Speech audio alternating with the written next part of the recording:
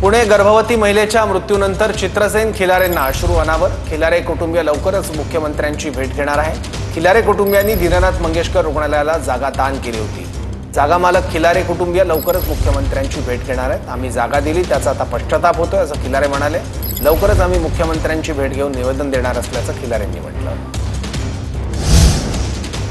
मी दीनानाथ मंगेशकर रुग्णालय दिली होती की तुमच्या वडिलांनी दिली होती, नेमकं ही कशा पद्धतीने काय नेमकं त्यावेळी ठरलं होतं, ती जागा देण्याचा मागचा उद्देश काय होता ते नेमकं काय?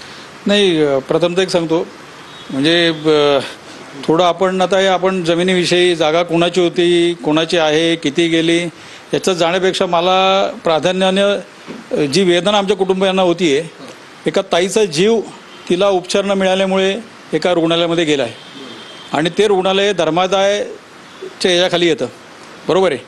आणि मग आपण थोडं मागे जाऊ की अंदाजे 1987चा काळ होता आणि लता दिदींच्या आणि आमच्या परिवाराचे घरोबाचे संबंध होते, कारण लता दिदी पूर्वी पुणे शहरामध्ये राहायला होत्या, नवी पेठेमध्ये आमच्या वाड्यामध्ये। पण लता दिदींच्या आणि आमच्या कुटुंबियांचे कॉमन स्नेही होते बाळासाहेब फुले। बाळासाहेब आमचे स्नेही असल्यामुळे बाळासाहेबांना आमच्या ज्या अंदाजे जमीन आहे त्या अंदाजे कर्वे रोडला डेक्कनपासून ते करिश्मा सोसायटीपर्यंत आपल्या सगळ्या शेत जमिनी होत्या। आणि आमची शेती आता जिथं दीनानाथ मंगेशकर हॉस्पिटल आहे तिथे 13 एकर आपली शेती होती। तर बाळासाहेबांनी आता तिने सांगितलं की भाऊसाहेब खिलारे माझे चांगले मित्र आहेत आणि अनेक जमिनी त्यांच्या पूर्वजांनी त्यांनी ह्या सोशल कॉजेससाठी त्यांनी दान केलेल्या आहेत।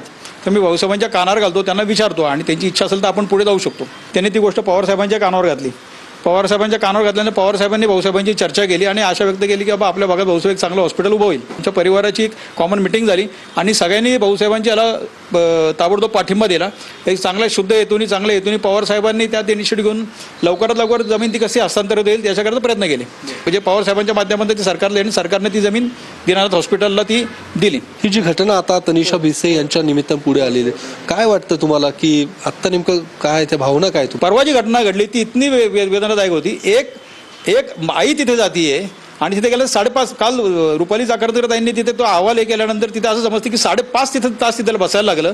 तिथून त्या महिलेला मला सांगा ताईनं तिथून दुसरं हॉस्पिटल जायला ससूनला गेल्यानंतर तिथेही तिला मला वाटतं काय मला माहिती नाही काय झालं, तिथून ती सूर्य हॉस्पिटल गेली। सूर्य हॉस्पिटलला 2 बाळांना जन्म 2 दिवसांनी त्या बाईचा मृत्यू होतो। म्हणजे हे काय आपल्याला काय वेदना काय आहेत का नाही आपल्याला? म्हणजे आज काय होतंय माहिती आहे का, म्हणजे मला कळत नाही काय करायचं काय, मला सांगा ना। म्हणजे मला खिलारे कुटुंबीय ना गेले हे घटना घडल्यानंतर आम्ही स्वतःला दोषी समजतोय। म्हणजे आम्हाला म्हणजे तुम्हाला गंमत सांगतो, आज ती 2 मुलं जेव्हा मोठी होतील तुम्ही काय उत्तर देणार आहेत त्या मुलांना? काय मला सांगा ना, आई नाही त्यांना, आपल्याला वेदना नाही म्हणजे आणि म्हणजे आपण कोणाला तरी मध्ये घायसासांनी राजीनामे दिले, आपल्याला वेदना नाही? अरे 5 तास एखादी स्त्री तुमच्या समोर बसते, तुम्ही हॉस्पिटलमध्ये तिला बसवता आणि तुम्ही सांगताय की तुम्हाला ऍडमिट करून घेणार नाही, लाज नाही वाटत? काय म्हणजे आपण काय वेदना नाही आहेत का? म्हणजे माणूस की राहिले नाही का? भावनिक झालेला तुमच्या डोळ्यात अश्रू देखील नाही मला सांगा ना। बघा, जमीन खिलाऱ्यांची असो कोणाची असो, जमीन हा मला सांगा ना, त्या बाई तुम्ही मला सांगा तनिष्का ताईला तुम्ही परत आणू शकणार आहात का?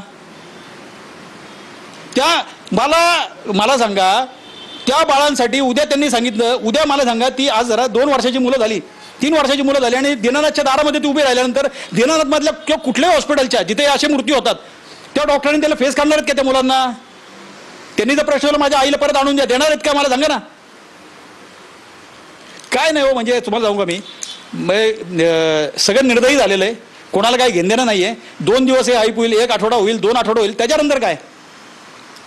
कॅमेरामन सुशांत राऊत सह मी योगेश बोरसे, TV9 मराठी, पुणे।